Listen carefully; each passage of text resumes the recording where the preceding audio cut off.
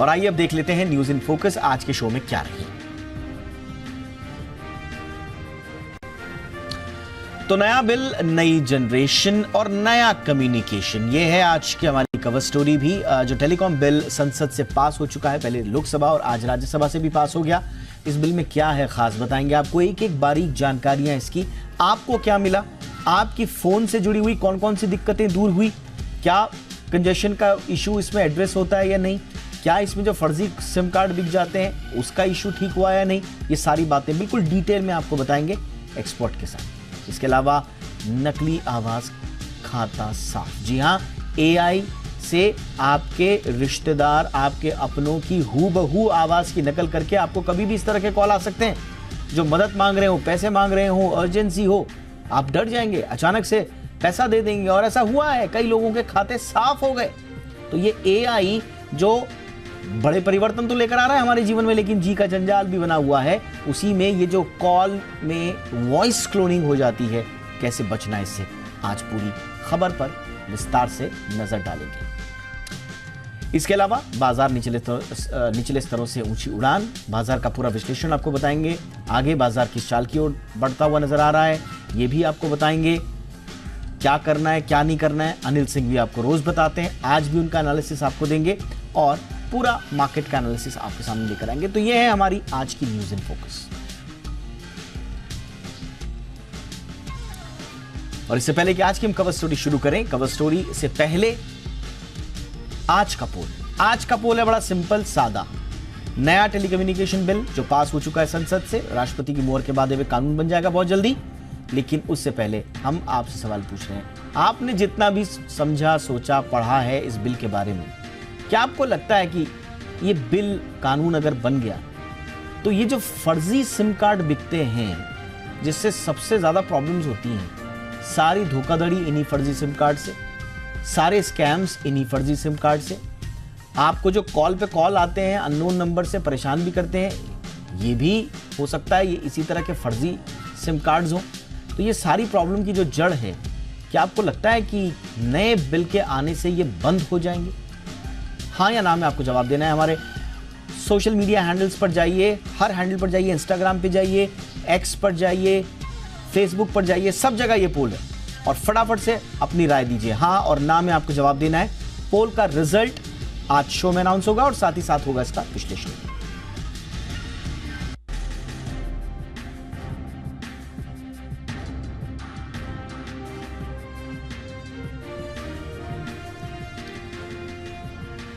और पोल में आपसे हमने सवाल तो पूछ लिया, लेकिन अब बारी है, धन्यवाद बहुत, लगातार आप जी बिजनेस को बादशाह बनाए हुए हैं। जी हां, जी बिजनेस की बादशाह लगातार बरकरार है और हम फिर बने हैं, हम नहीं, हम और आप मिलकर बने हैं देश के नंबर 1 हिंदी बिजनेस चैनल। और देखिए, सिर्फ मेगा सिटीज में नहीं है, आपने देखा होगा कुछ लोग मेगा सिटी के नंबर्स उठा के इधर उधर का, कहां पर कुछ एक जगह कहीं 20 हो गए तो उसको उठा के बोल दिया कि हम तो सब जगह नंबर 1 है। ये हम नहीं करते, हम तो सीधा सीधा आंकड़ा देखते हैं, पूरे देश में नंबर 1 कौन है। सिर्फ मेगा सिटीज में ही नहीं है, वहां भी है हम नंबर 1, ये भी आपको बता दें। लेकिन पूरे देश का भी उठाकर आप देख लीजिए तो पूरे देश भर में जी बिजनेस नंबर 1 है। सिर्फ बाजार के दौरान ही नहीं, 24 घंटे है, 7 दिन है, जी बिजनेस है नंबर 1। मार्केट आवर्स में अगर आप देखेंगे तो 75% मार्केट शेयर हमारा है, आपका है। 75%, एक तरफा आप कहिए, और ये आपका प्यार है। इसीलिए कोई पर्टिकुलर स्लॉट नहीं, कोई पर्टिकुलर शेयर या पर्टिकुलर टाइम नहीं, कोई पर्टिकुलर टाइम फ्रेम नहीं, 24/7 नंबर 1 है आपका चहेता बिजनेस चैनल जी बिजनेस, और वो है आपकी वजह से। इसलिए प्यार और भरोसे के लिए आपका बहुत बहुत धन्यवाद। इसी तरह से प्यार बरसाते रहिए, इसी तरह से भरोसा जताते रहिए, हम आपकी उम्मीदों पर खरा उतरेंगे, यह हमारा वादा है।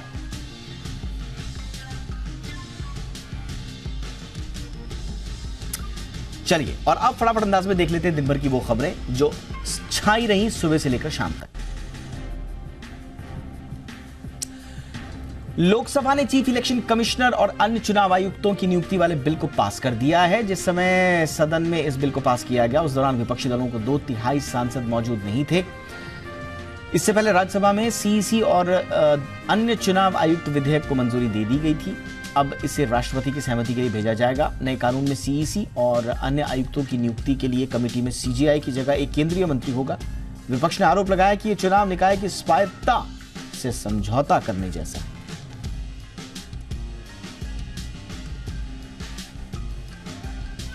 उपराष्ट्रपति जगदीप धनखड़ की मिमिक्री के मामले में सियासत तेज हो गई है। बीजेपी विपक्ष को घेर रही है तो दूसरी तरफ विपक्ष भी हमलावर है। आज इंडिया गठबंधन की तरफ से सांसदों ने संसद भवन के विजय चौक तक मार्च निकाला और मार्च में कांग्रेस अध्यक्ष मल्लिकार्जुन खड़गे समेत तमाम दलों के सांसद भी शामिल हुए। कांग्रेस प्रमुख मल्लिकार्जुन खड़गे ने सत्तारूढ़ बीजेपी पर लोकतंत्र में विश्वास न रखने का आरोप लगाया। खड़गे ने कहा कि सरकार संसद सुरक्षा चूक पर जवाब नहीं दे रही। पीएम नरेंद्र मोदी और गृह मंत्री अमित शाह संसद में आकर इस मामले पर बयान दें। लोकसभा से आज 3 और विपक्षी सांसद निलंबित कर दिए गए हैं। इसमें नकुल नाथ, डीके सुरेश, दीपक बैज शामिल हैं। इससे पहले लोकसभा के स्पीकर ओम बिरला ने सदन की अवमानना के मामले में बुधवार को 2 और सांसदों को निलंबित कर दिया। इसके साथ ही संसद के दोनों सदनों से निलंबित किए गए सांसदों की कुल संख्या अगर आप देखें तो 146 हो गई है। सांसदों के निलंबन की शुरुआत पिछले हफ्ते संसद की सुरक्षा में हुई चूक के बाद हुई थी। सुरक्षा चूक के बाद गृह मंत्रालय ने संसद की सुरक्षा की जिम्मेदारी सीआईएसएफ को सौंप दी है। अब तक दिल्ली पुलिस के जवान संसद की सुरक्षा संभाल रहे थे। सीआईएसएफ केंद्रीय सशस्त्र पुलिस बल का एक हिस्सा है जो न्यूक्लियर और एरोस्पेस के अंतर्गत आने वाले प्रतिष्ठानों, सिविलियन एयरपोर्ट्स और दिल्ली मेट्रो की सुरक्षा का काम करती है। इसके अलावा दिल्ली में कई केंद्रीय मंत्रालयों के भवनों की सुरक्षा की जिम्मेदारी भी सीआईएसएफ के पास ही है। सरकार के फैसले के बाद अब सीआईएसएफ के पास देश के सबसे सुरक्षित माने जाने वाली इमारत की सुरक्षा की जिम्मेदारी भी आ गई है।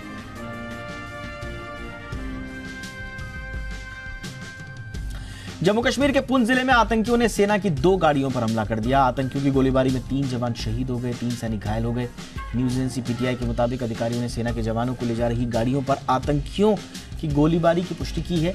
अधिकारियों ने बताया कि राजौरी थाना मंडी सूरनकोट रोड पर सावनी इलाके में सेना के वाहन पर हमला हुआ। सेना के प्रवक्ता के मुताबिक इलाके में मुठभेड़ जारी है। उन्होंने कहा कि अतिरिक्त जवानों को घटनास्थल पर भेजा गया है। दिल्ली के मुख्यमंत्री अरविंद केजरीवाल ने शराब घोटाला मामले में ईडी के समन पर अपना जवाब भेजा है। केजरीवाल ने समन को गैर कानूनी और राजनीति से प्रेरित बताया। ईडी के समन पर केजरीवाल ने कहा कि यह समन भी एजेंसी की ओर से जारी किए गए पिछले समन की तरह अवैध है।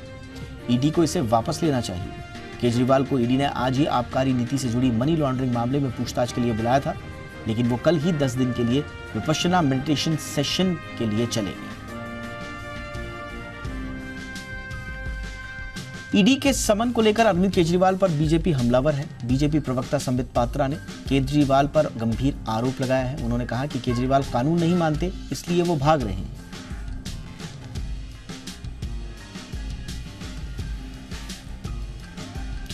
आय से अधिक संपत्ति मामले में मद्रास हाईकोर्ट ने तमिलनाडु के शिक्षा मंत्री पोनमुडी को 3 साल की जेल की सजा सुनाई है। जस्टिस जी जयचंद्रन ने शिक्षा मंत्री और उनकी पत्नी पर 50-50 लाख रुपए का जुर्माना भी लगाया है। हालांकि के पोनमुडी पर शिक्षा मंत्री का पद होने के चलते उनकी सजा को 30 दिन के लिए टाल दिया गया है।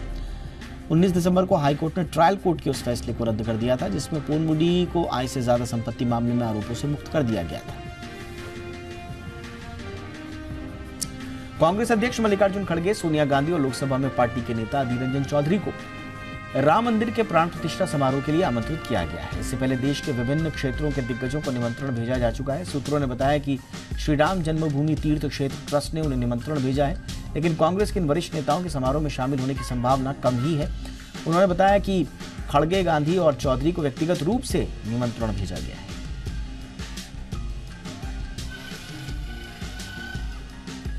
दिल्ली के कनॉट प्लेस की गोपाल दास बिल्डिंग में आज भीषण आग लग गई। आग बिल्डिंग की 11वीं मंजिल पर लगी, जिससे बिल्डिंग के बाहर धुएं का गुबार नजर आने लगा।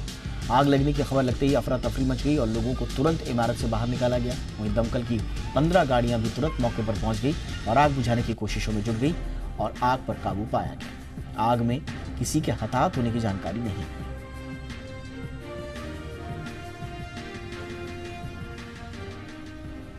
और आइए अब शुरू करते हैं आज की cover stories.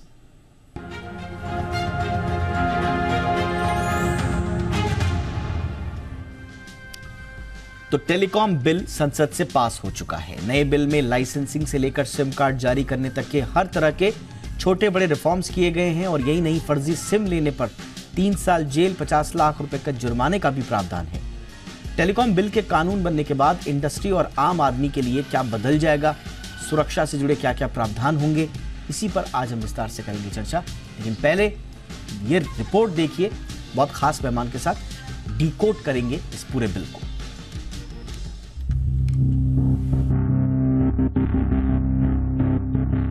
Telecommunication bill 2023 Lok Sabha के बाद राज्यसभा में भी पास हो गया है। ये बिल सरकार को राष्ट्रीय सुरक्षा कारणों में किसी भी टेलीकॉम सर्विस या नेटवर्क के टेक ओवर, मैनेजमेंट या उसे सस्पेंड करने की परमिशन देता है। पब्लिक सेफ्टी के लिए जरूरत पड़ने पर सरकार टेलीकॉम नेटवर्क पर मैसेज को इंटरसेप्ट कर सकेगी। नया टेलीकम्युनिकेशन बिल 138 साल पुराने भारतीय टेलीग्राफ अधिनियम को रिप्लेस करेगा। बता दें कि भारतीय टेलीग्राफ अधिनियम अभी टेलीकॉम सेक्टर को कंट्रोल करता है। ये bill the Indian wireless telegraph act 1933 और टेलीग्राफ वायर्स एक्ट 1950 की जगह भी लेगा।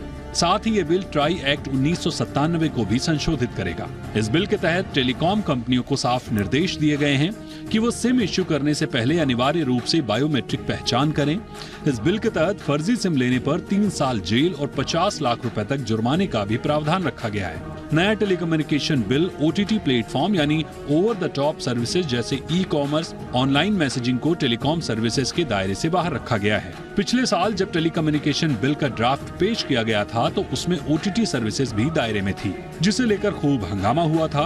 बाद में सरकार ने इसे बिल से हटा दिया। इस बिल में लाइसेंसिंग सिस्टम को लेकर भी बदलाव किए गए हैं। अब तक सर्विस प्रोवाइडर्स को कई तरह की सर्विसेज के लिए अलग अलग लाइसेंस लेना पड़ता था, लेकिन इस बिल के तहत कानून बनते ही एक ही लाइसेंस लेना पड़ेगा। नए टेलीकॉम बिल में ये भी प्रावधान किया गया है कि कंज्यूमर्स को गुड्स सर्विसेज के लिए विज्ञापन और प्रमोशनल मैसेज भेजने से पहले उनकी सहमति लेनी होगी। टेलीकॉम सर्विसेज देने वाली कंपनी को एक ऑनलाइन मैकेनिज्म बनाना होगा ताकि यूजर्स अपनी शिकायत ऑनलाइन दर्ज करा पाए। इस बिल में टेलीकॉम स्पेक्ट्रम के एडमिनिस्ट्रेटिव एलोकेशन का भी प्रावधान है। कुल मिलाकर कहें तो नए टेलीकम्युनिकेशन बिल में ग्राहकों की सुरक्षा के साथ बेहतर सर्विस देने पर सरकार का जोर है। ब्यूरो रिपोर्ट, जी मीडिया। देखिए, ये बड़ा बिल है और बहुत दिनों से इसका इंतजार किया जा रहा था। मोटा मोटा आपको लगेगा टेलीकम्युनिकेशन बिल, बहुत सारी जार्गन आप पढ़ रहे होंगे इधर उधर, लेकिन बड़ी आसान भाषा में आज आपको बताते हैं कि आपको मिला तो मिला क्या इस बिल से। बहुत सिंपल भाषा में आपको बताएंगे कि एग्जैक्टली इस बिल में आपके लिए क्या है खास। विमल वाखलू सर हमारे साथ हैं, पूर्व सीएमडी TCIL के। वाखलू सर, बहुत बहुत स्वागत है आपका। आप और हम कई दिनों से चर्चा भी कर रहे हैं इस पर और वेट भी कर रहे थे कि कब ये बिल आएगा, पास होगा और इसमें आम लोगों को मिलेगा।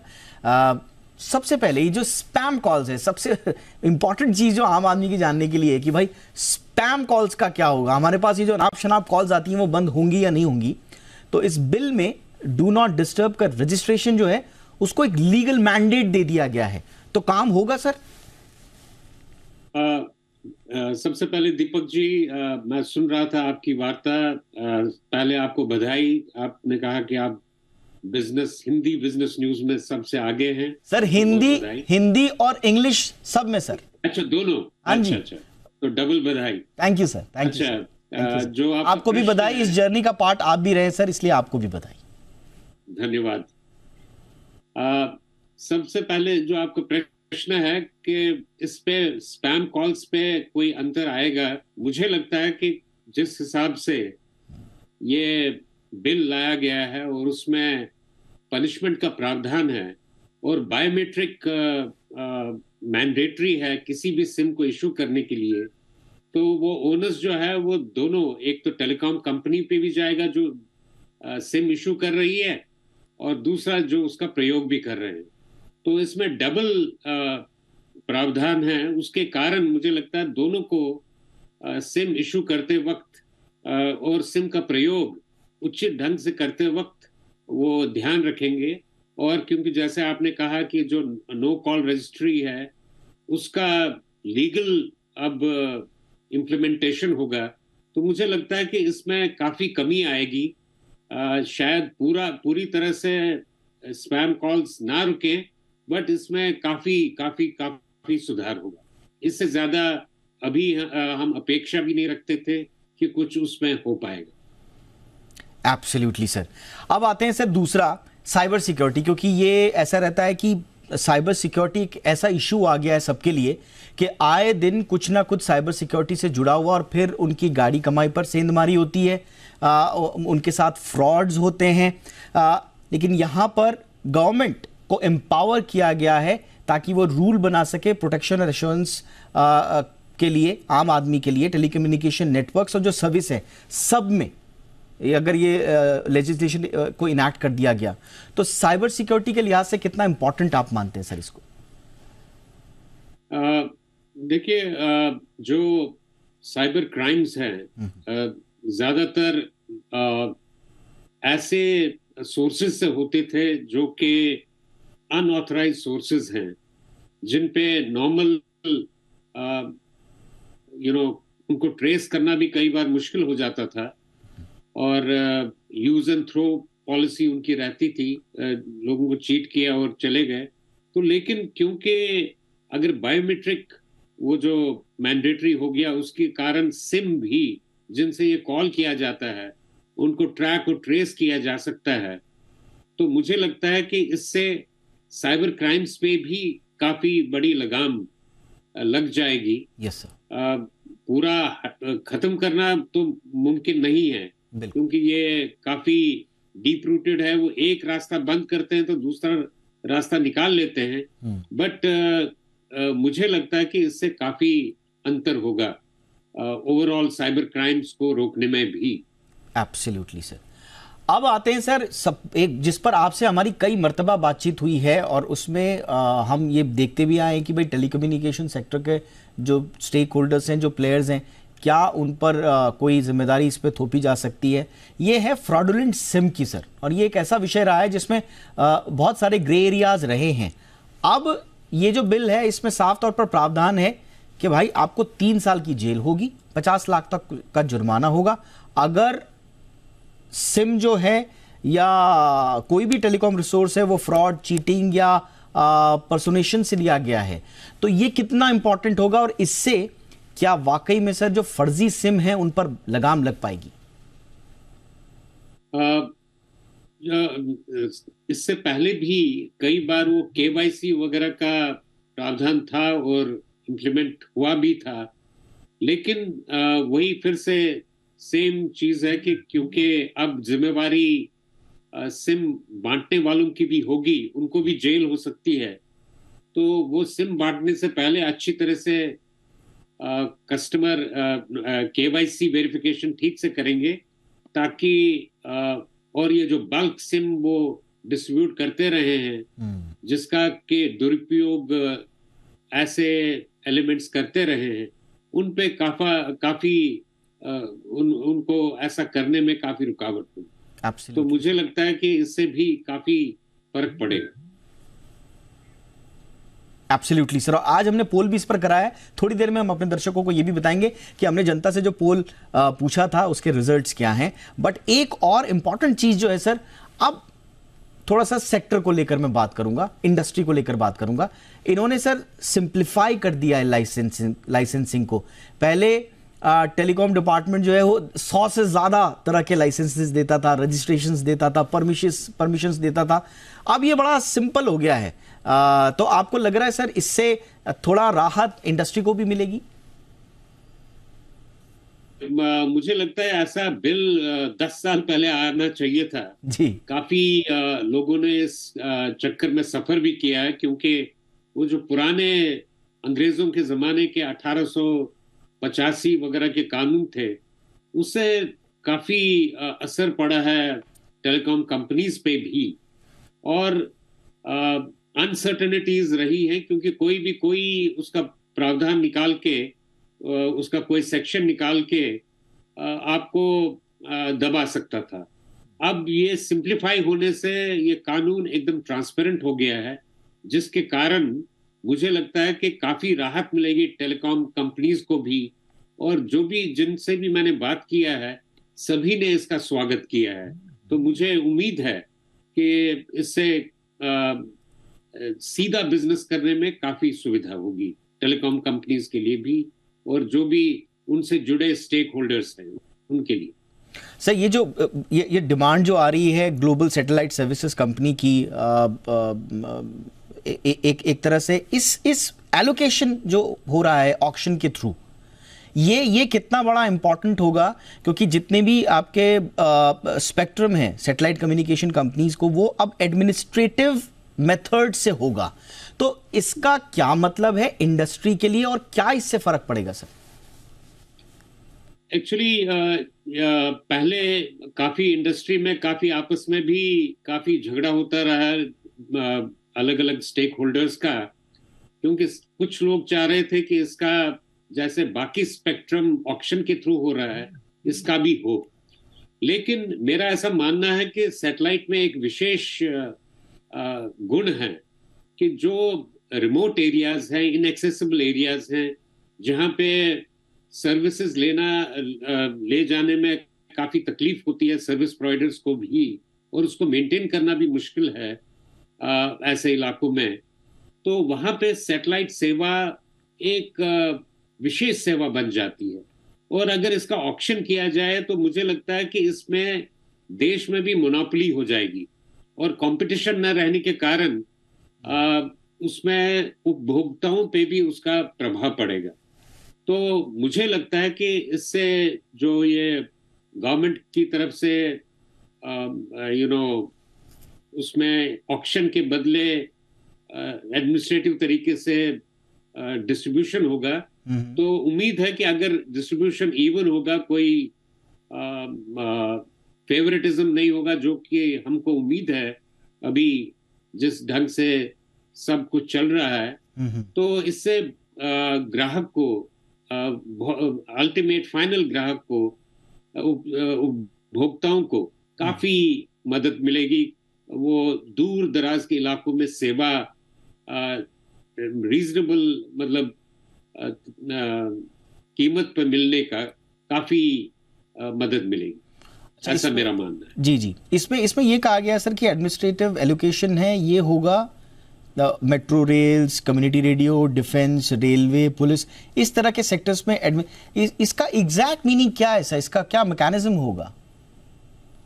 नहीं, ये ऐसा है कि जैसे कि आपने कहा सिक्योरिटी वगैरह का जो है वहाँ ऑलरेडी हम ऑक्शन के थ्रू नहीं जा सकते हैं, वो तो पहले से भी मतलब जो डिफेंस है, MTNL, BSNL जो कि सरकारी है, उनके लिए भी ये प्रोविजन रहेगा कि उनको एलोकेशन रहेगा, क्योंकि वो इतना कमर्शियल सर्विसेज नहीं है ये जो ट्रांसपोर्ट वगैरह ये सेक्टर, ऑलराइट, उस सेंस में। तो और बहुत जरूरी है खासकर नए सिस्टम में जहाँ के डिजिटल सिस्टम पे काफी डिजिटल सर्विसेज पे काफी जोर है, और उसको बढ़ावा देने के लिए यदि ऑक्शन का रूट जाए तो हो सकता है सर्विसेज भी उन पे भी काफी प्रभाव पड़ेगा। तो ये सारी जो सेवाएं उसमें क्लब की गई हैं एडमिनिस्ट्रेटिव एलोकेशन में, मुझे लगता है कि ठीक ही किया गया है ऐसे, ताकि इससे ओवरऑल देश को और उपभोक्ताओं को इसका लाभ मिलेगा। ऑलराइट सर, तो टेलीकॉम बिल पर आज कर रहे हम चर्चा। फटाफट सब देख लेते हैं आज का पोल, उसके नतीजे। हमने आपसे सवाल पूछा था कि नया टेलीकॉम बिल आने के बाद क्या फर्जी सिम कार्ड्स पर लगाम लग पाएगी। बहुत ज़्यादा उम्मीद भरी नज़रों से इस बिल को देख रहे हैं लोग। जी हाँ, 66% लोग कह रहे हैं कि हाँ बिल्कुल लगेगी, जबकि नहीं अगर आप देखें तो 33-34% लोग अभी भी उतने ज़्यादा आश्वस्त नहीं हैं ढंग से। विमल सर हमारे साथ बने हुए हैं। विमल सर, हाँ तो ठीक है, सब उम्मीद कर ही रहे हैं, लेकिन आप भी कह रहे थे कि पूरी तरह से तो बड़ा मुश्किल हो जाता है, लेकिन मैं ये जो नहीं में आंसर आए हैं 33-34%, मैं ज़रा इसको समझना चाह रहा हूँ, ये अभी भी एक प्रश्न चिन्ह क्यों सर? नहीं, उसका सबसे बड़ा कारण ये है कि जितने भी ये क्रिमिनल्स हैं, जितने भी ये स्पैम कॉलर्स हैं, ये कोई नया तरीका ढूंढ लेते हैं। इनका मतलब वो एक बहुत बड़ी समस्या है।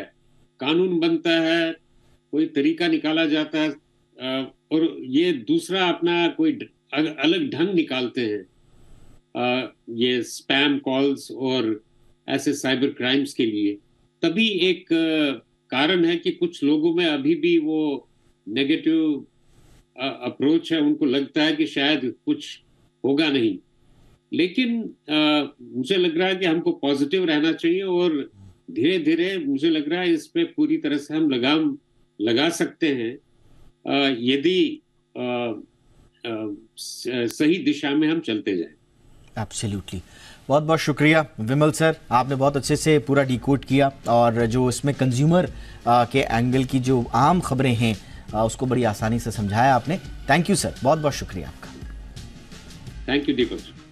ये है आज की हमारी कवर स्टोरी।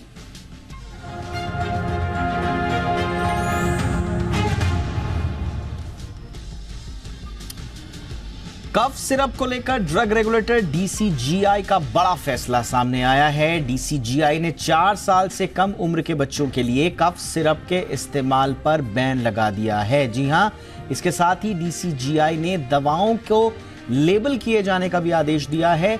भारत में बने कफ सिरप से दुनिया भर के 141 बच्चों की मौत की खबर आई थी और इसी के मद्देनजर यह फैसला लिया गया है। डीसीजीआई ने 18 दिसंबर को सभी राज्यों को एक लेटर लिखा है। इसमें 2 दवाएं क्लोरफेनेरामाइन और ये क्लोरफेनामाइन मेलेट और फिनाइलफ्राइन, माफ कीजिएगा अगर मैं सही से इसका प्रोनाउंसिएशन नहीं कर पा रहा हूं तो ये 2 वो दवाएं हैं जिनके कॉम्बिनेशन का उपयोग करके बनाए गए सिरप की पैकेजिंग पर लेबलिंग करने की बात कही गई है।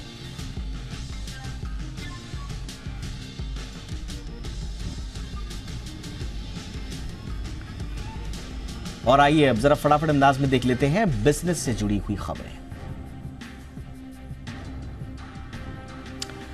सरकारी इंश्योरेंस कंपनी LIC को न्यूनतम पब्लिक शेयर होल्डिंग नियमों पर राहत मिल गई है। कंपनी को पब्लिक होल्डिंग 25% तक करने के लिए 10 साल तक की छूट मिली है। यानी कंपनी को इस नियम को पूरा करने के लिए मई 2032 तक का समय मिल गया है। पहले LIC को मिनिमम पब्लिक होल्डिंग का नियम 2027 तक पूरा करना था। वित्त मंत्रालय ने LIC के ये राहत को सिर्फ एक बार के लिए दी है। नियमों के मुताबिक 1 लाख करोड़ रुपए से ज्यादा की मार्केट कैप वाली कंपनियों में न्यूनतम पब्लिक शेयर होल्डिंग लिस्टिंग के लिए के 5 साल के भीतर 25% होना जरूरी है। क्रायोजेनिक स्टोरेज टैंक बनाने वाली कंपनी आइनॉक्स इंडिया के शेयरों की आज स्टॉक मार्केट में मजबूत लिस्टिंग हुई। कंपनी के IPO के लिए इशू प्राइस 660 रुपए प्रति शेयर तय किया गया था, जबकि ये 950 रुपए के भाव पर लिस्ट हुआ। लिस्टिंग पर निवेशकों को 44% का मुनाफा हुआ। ये IPO पूरी तरह से ऑफर फॉर सेल था और इसे निवेशकों की ओर से जबरदस्त रिस्पांस मिला था। इसका IPO कुल मिलाकर 61 गुना से ज्यादा सब्सक्राइब हुआ था। सरकार ने 31 कोल ब्लॉक्स की नीलामी शुरू कर दी है। यह नीलामी का 9वां राउंड है। केंद्रीय coal and mines minister Prahlad Joshi ने कहा कि इसका मकसद देश में कोयले के इंपोर्ट को कम करना है। इंटरनेशनल मार्केट में चावल की कीमतें 15 साल के हाई पर पहुंच गई हैं। एशिया और अफ्रीकी देशों में चावल सबसे ज्यादा इस्तेमाल किए जाने वाले अनाजों में से एक है। थाई व्हाइट राइस की कीमत 20 दिसंबर को 2.5% बढ़कर $650 प्रति टन पहुंच गई। चावल की इस किस्म को एशिया में चावल के लिए बेंचमार्क माना जाता है। राइस एक्सपोर्टर्स एसोसिएशन का कहना है कि 2008 के बाद पहली बार थाई व्हाइट चावल की कीमत इस लेवल पर पहुंची है। 18 साल से ज्यादा उम्र के लोग अगर पहली बार आधार बनवाएंगे तो उनकी वेरिफिकेशन वैसे ही होगा जैसे पासपोर्ट के लिए होता है। जी हां, UIDAI के मुताबिक पहली बार आधार लेने वाले 18 साल से ज्यादा उम्र के लोगों को राज्य सरकार की सहमति से फिजिकल वेरिफिकेशन से गुजरना होगा। एक अधिकारी ने यह बताया है अपने बयान में कि इस काम के लिए राज्य सरकार नोडल अधिकारी और अतिरिक्त जिला मजिस्ट्रेट नामित करेगी। इस कैटेगरी के तहत आने वाले व्यक्ति नामित केंद्रों पर आधार सुविधा का लाभ उठा सकते हैं।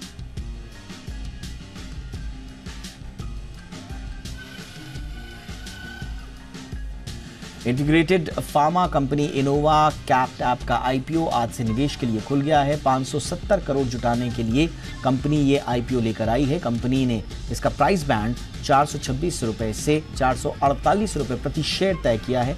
इस IPO में क्या करना चाहिए ये बता रहे हैं जी बिजनेस के managing editor Anil Singhvi.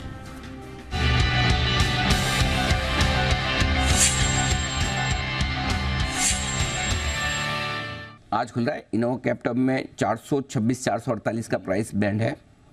Positives पहले बता दूं, अच्छे हैं प्रमोटर्स, धंधा समझते हैं, बिजनेस समझते हैं, एक्सपीरियंस है उनका इस बिजनेस में, ग्रोथ रिकॉर्ड उनका बढ़िया है। स्पेशली जो CDMO बिजनेस है जिसमें वो कॉन्ट्रैक्ट मैन्युफैक्चरिंग करते हैं, उस बिजनेस में अच्छी पकड़ है उनकी, उसका भी रिकॉर्ड अच्छा है। एक अच्छी बात है कि कंपनी ने लगातार अपना एक्सपांशन प्लान और कैपेक्स और उसको ध्यान में रख के क्या किया, आगे की ग्रोथ कहाँ से आएगी। DPA जो जम्मू में एक नई यूनिट डालने जा रहे हैं ना, ये गेम चेंजर हो जाएगी इस कंपनी के लिए। तो यहाँ से इनको जो फायदा मिलेगा टैक्सेशन का, जो कल मैं इंटरव्यू कर रहा था, तो वहाँ से GST का जो फायदा आगे चलते हुए मिल रहा है और PLI स्कीम का ये, तो मुझे लगता है कि ये बड़ा ग्रोथ ड्राइवर, तो अगले 3-5 साल के लिए ग्रोथ नजर आती है मुझे कंपनी में। और वैल्यूएशंस रीजनेबल है, महंगे नहीं है, थोड़ा उन्होंने लिस्टिंग के लिए जगह छोड़ी है, थोड़ा और सस्ता करते बढ़िया मजा आता, बड़े लिस्टिंग इनके लिए बोलता, लेकिन फिर भी ठीक है। नेगेटिव साइड में कुछ खास नहीं।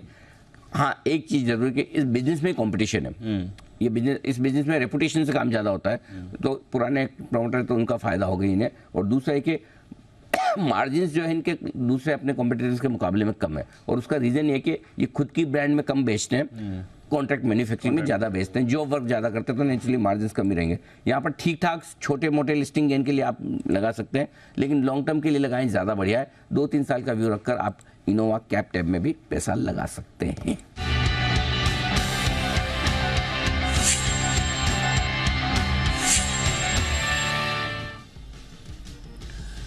आजाद इंजीनियरिंग के IPO को शानदार रिस्पांस मिला है। निवेशक इस IPO के लिए 22 दिसंबर तक बोली लगा सकते हैं। आजाद इंजीनियरिंग इस IPO के जरिए 740 करोड़ रुपए जुटाना चाहती है। जी बिजनेस के मैनेजिंग एडिटर अनिल सिंघवी बता रहे हैं इस IPO में पैसे लगाने हैं या नहीं।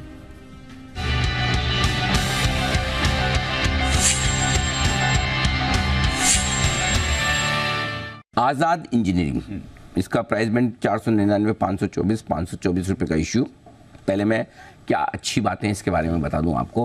प्रमोटर्स बहुत ही मजबूत हैं, इस बिजनेस में एंट्री बैरियर्स हैं, क्योंकि जिस तरह के प्रोडक्ट्स ये फोर्जिंग करके जो बनाते हैं OEMs के लिए, वो हर कोई आसानी से नहीं बना सकता और जल्दी से नहीं बना सकता, क्वालिफाई करना मुश्किल है। सो इसलिए इनको है ना, हमेशा वो प्राइसिंग पावर भी रहेगा, इनके प्रोडक्ट्स की डिमांड रहेगी, ये हमेशा एक अपर एंड पर रहेंगे। ठीक है। दूसरा ये कि पूरी दुनिया भर में अच्छी प्रेजेंस है कंपनी की, और अच्छे बड़े बड़े क्लाइंट्स जो इनके कस्टमर हैं। तीसरी बात अच्छी डीप है वो ये कि फाइनेंशियल ट्रैक रिकॉर्ड अब तक का बहुत ही ज़बरदस्त, बहुत मजबूत है, शानदार है, और वैल्यूएशंस भी इन्होंने रीजनेबल रखे हैं, अच्छे रखे, कोई महंगा नहीं दिया। और आपने देखा बड़े बड़े इन्वेस्टर्स हैं इसमें नाम में, सचिन तेंदुलकर साहब, निखत जरीन, साइना नेहवाल, अच्छे नाम भी है। नेगेटिव एक ही टॉप 5 कस्टमर ज़्यादा इनका बिजनेस देते हैं, वो क्लाइंट कंसिडरेशन कुछ देने के लिए मैंने दिया, बट अदरवाइज पॉजिटिव्स ही हैं। इस IPO की तुलना आप सिमिलरली कीजिए हैप्पी फॉर्जिंग से, जिसमें हैप्पी फॉर्जिंग में मैंने कहा कि नेगेटिव ढूंढने से नहीं मिल रहा, करेक्ट। और इसलिए वहां पर और यहाँ पर बिजनेस में थोड़ी बहुत समानता, दोनों फॉर्जिंग रिलेटेड बिजनेस में, हैप्पी फॉर्जिंग भी फॉर्जिंग रिलेटेड बिजनेस में और आज़ाद भी इसमें। सो आई थिंक ये मस्ट अप्लाई IPO है, ज़रूर लगाएं, बड़े लिस्टिंग एंड के लिए भी लगाएं और लॉन्ग टर्म के लिए भी पैसा लगाएं।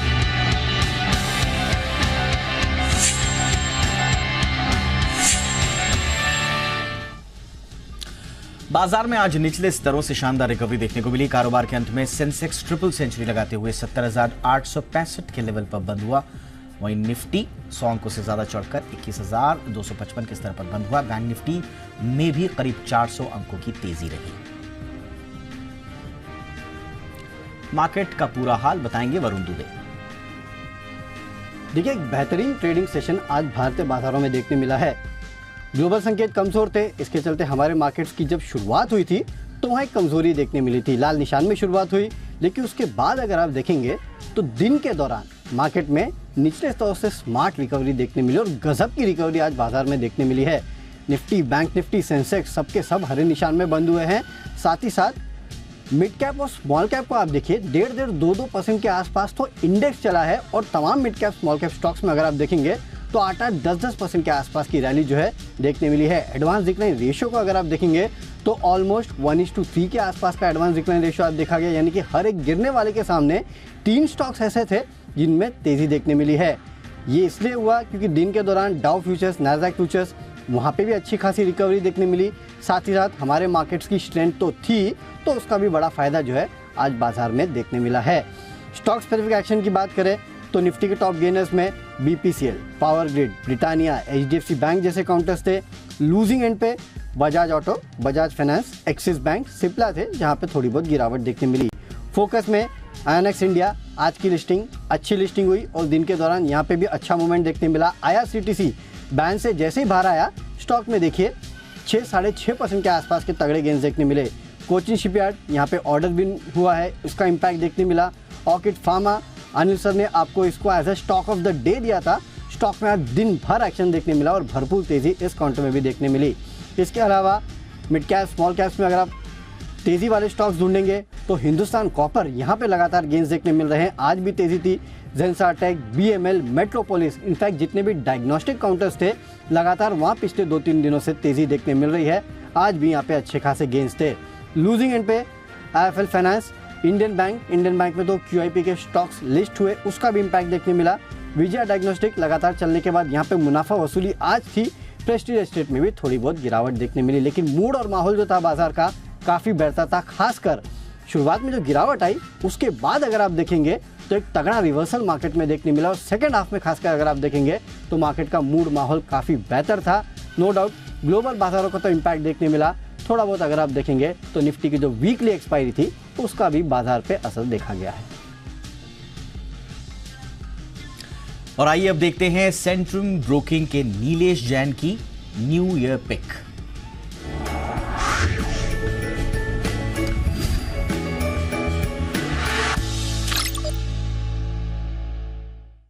मेरा न्यू ईयर इन्वेस्टमेंट पिक है ऑयल इंडिया। टारगेट होंगे 410 के, स्टॉप लॉस होगा 328 रुपए का। एक ब्यूटीफुल सिमेट्रिकल ट्रायंगल फॉर्मेशन का ब्रेकआउट इस पर्टिकुलर काउंटर में हमें हाल फिलहाल देखने को मिला था एट द लेवल ऑफ 330। और ओवरऑल अगर हम पिछले 1-1.5 साल में स्ट्रक्चर देखें तो लगातार एक ग्रेजुअल अपमूव हमें यहाँ पे देखने को मिली है। सारे ही short term and long term moving averages के ऊपर फिलहाल ये काउंटर ट्रेड होता हुआ नजर आ रहा है। और अगर यहाँ पे थोड़ी सी डिप मिले तो रिस्क एंड रिवॉर्ड और फेवरेबल हो जाएंगे। तो करंट लेवल पर और डिप पे ऑयल इंडिया को खरीदारी करने की सलाह होगी। ऊपरी सर पर 410 के पहले टारगेट होंगे, अगर उसके ऊपर निकलता है तो 430 तक के भी लेवल हमें यहाँ पे देखने को मिल सकते हैं। ब्रेकआउट आया था 330 के आसपास का, तो 328 ठीक उसी के नीचे का स्टॉप लॉस रख के चलना होगा और ऑयल इंडिया में खरीदारी करने की सलाह होगी। और न्यू ईयर पिक देने के लिए हमारे साथ जुड़ रहे हैं मार्केट एक्सपर्ट हेमांग जानी। मेरी न्यू ईयर इन्वेस्टमेंट पिक है NMDC, प्राइस टारगेट 220। तो ये एक इंडिया की इंफ्रा और मेटल सेक्टर के ऊपर अच्छा प्ले है। उसके 3 कारण हैं। सबसे पहला कारण जो कैपेसिटी है, कंपनी ने बड़ा एक्सपेंशन किया है, 50 मिलियन टन की कैपेसिटी हो चुकी है। दूसरा कारण यह है कि ये साल के अंदर कंपनी ने लगभग 450 रुपया प्रति टन की प्राइस हाइक की है, जिसका फायदा आने वाले महीनों में कंपनी को मिलेगा। और तीसरी बात यह है कि वैल्यूएशन वाइज अगर आप देखें, या तो EV to EBITDA देखें लगभग 5 टाइम पे है और प्राइस टू बुक देखें तो लगभग 1.6 टाइम पे है। तो काफ़ी अट्रैक्टिव है with a good growth potential. Gurgaon में टाटा मोटर्स ने अपना पहला एक्सक्लूसिव EV स्टोर खोला है। जल्द ही ऐसे स्टोर देश के अलग अलग शहरों में खोले जाएंगे जहां EV की डिमांड है। जी बिजनेस ने टाटा मोटर्स के MD शैलेश चंद्रा से खास बातचीत की। उन्होंने क्या कहा, आप भी सुनिए। शहर का प्रायोरिटाइजेशन जो है हम लोग अभी कर रहे हैं। फॉर्मेट क्लियर है और इसको हम लोग बहुत फास्ट टर्न अराउंड कर सकते हैं। जैसा कि मैंने बोला कि हम लोग उन सिटीज़ को मैप कर चुके हैं जिसमें ऑलरेडी EV जो है वो एक अच्छे साइज़ पर पहुंच चुकी है, जिससे कि वायबल चैनल और इस तरह के स्टोर्स को हम लोग खोल सकते हैं। और ये भी हम एंटिसिपेट कर रहे हैं कि कौन कौन सी सिटीज़ में हमें ग्रोथ रेट बहुत हाई दिख रहा है और वो भी अच्छे साइज़ में हो जाएंगी। और जो नई कारें आने वाली हैं उसमें वो वॉल्यूम्स किन सिटीज़ में ग्रो करेंगी, ये सब का हमने कंसिडरेशन लेकर वो सिटीज़ मैप कर ली है, जिसमें हमें अगले 12 से 18 महीने के बीच में इस तरह की स्टोर्स खोल देनी है। टाटा मोटर्स ने आज अपनी ईवी स्टोर या शोरूम लॉन्च की है। अगर यहाँ पे अगर बात की जाए, यहाँ पे सिर्फ ईवी गाड़ियाँ नहीं बिकेंगी, बल्कि ये जो पूरा शोरूम है ये सस्टेनेबिलिटी पे फोकस करता है। अगर इस शोरूम को आप देखें, यहाँ पे हर एक चीज़ जो लगाई गई है वो रिसाइकल्ड है, सिर्फ गाड़ियों को छोड़ के। इन गाड़ियों की स्पेसिफिक ये है कि ये इलेक्ट्रिसिटी से चार्ज होती है। और इसी के साथ साथ टाटा मोटर्स का ये कहना है कि आने वाले 12 से 18 महीने के अंदर ये लोग टायर 2 और टायर 3 सिटीज़ जहां पे ईवी की डिमांड ज़्यादा है वहां पे खोलने की इनकी उम्मीद है। अगर मार्केट शेयर की बात करें तो आज के डेट में 3% मार्केट शेयर जो है वो ईवी का है। 6000 ईवी व्हीकल्स को पिछले एक महीने में बेचा गया है। वहीं पे लगभग 1 लाख इलेक्ट्रिक व्हीकल्स को पिछले एक साल में पूरी ईवी इंडस्ट्री ने बेची है। अगर इस शोरूम की बात की जाए, यहाँ पे आपको वो हर लग्जरी एमिनिटी दिखाई देगी जो एक ईवी स्टोर या फिर एक कार के शोरूम पे आपको मिलती है। यहाँ पे अलग अलग तरीके से अपने कस्टमर्स को लुभाने के लिए सारी फैसिलिटीज़ और सस्टेनेबिलिटी को फोकस पे रखते हुए किया गया है। टाटा मोटर्स की ये पहली स्टोर है जो गुड़गांव में दिल्ली में आज इनॉग्रेट की गई है। इसी के साथ साथ अगले 12 से 18 महीने में कई ऐसे स्टोर्स टायर 2, टायर 3 सिटीज़ जहां पे ईवी का डिमांड है वहां पे खोला जाएगा। कैमरामैन दिनेशन के साथ अनुवेश रथ, जी मीडिया नेटवर्क।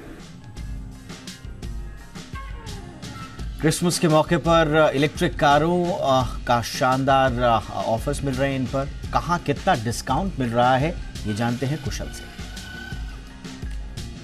तो इस बारी क्रिसमस पर इलेक्ट्रिक गाड़ियां सस्ती हो सकती हैं। इनफैक्ट इलेक्ट्रिक टू व्हीलर और इलेक्ट्रिक पैसेंजर व्हीकल्स पर कई डीलर्स और कंपनियां बड़े डिस्काउंट्स दे रही हैं, जिसमें M&M, Tata Motors, Bajaj auto, hero MotoCorp जैसी कई अन्य कंपनियां भी शामिल हैं। इलेक्ट्रिक पैसेंजर व्हीकल्स पर 4 लाख तक के डिस्काउंट्स और इलेक्ट्रिक टू व्हीलर्स पर 3000 से 10,000 रुपये तक के डिस्काउंट्स भी मिल रहे हैं। त्योहारी सीजन के बाद इन्वेंट्री को कम करने के लिए ये बड़े डिस्काउंट्स कंपनियों और डीलर्स द्वारा लाए गए हैं। और साथ ही नए साल के पहले जो कीमतें बढ़ने वाली हैं नए साल पर, उसके पहले यहाँ पर ये इन्वेंट्री क्लियर करने पर भी कंपनियों का फोकस है। और इसी वजह से आप देखिए यहाँ पर पैसेंजर व्हीकल्स में हुंडई कोना ये एक गाड़ी है जिस पर आपको स्पेसिफिकली 4 लाख रुपए तक के डिस्काउंट्स मिलते हुए नजर आएंगे। साथ ही M&M और Tata Nexon EV, Tigor EV, Tiago, ये टाटा की ग्रुप की जितनी भी गाड़ियाँ हैं तो वहाँ पर 80,000 से लगभग 2.7 लाख रुपीज़ तक के आपको डिस्काउंट मिलते हुए नजर आएंगे।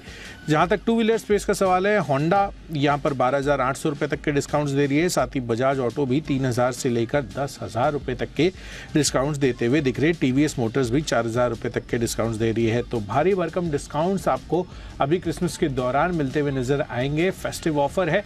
ऑफकोर्स यहाँ पर कंज्यूमर्स के लिए एक बड़े बेनिफिट की बात सामने निकल कर आ रही है।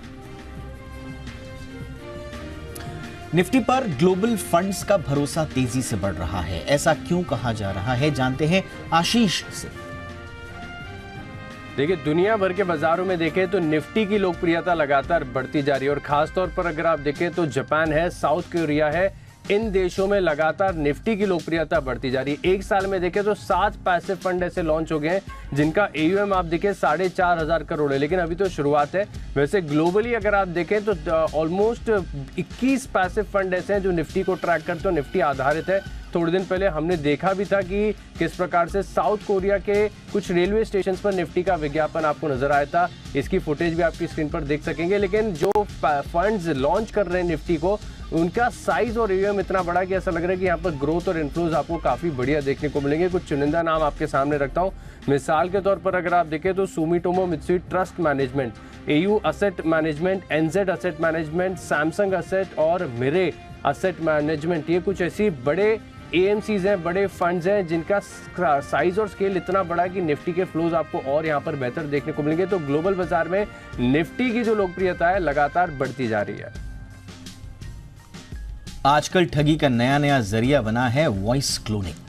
ठग करीबी दोस्त या रिश्तेदार की आवाज में अपने टारगेट को फोन करते हैं और आपातकालीन स्थिति बताकर उनसे पैसे ऐंठ लेते हैं। ठग आवाज बदलने के लिए AI टूल का इस्तेमाल करते हैं। क्या है ठगों का नया तरीका, देखिए इस रिपोर्ट में।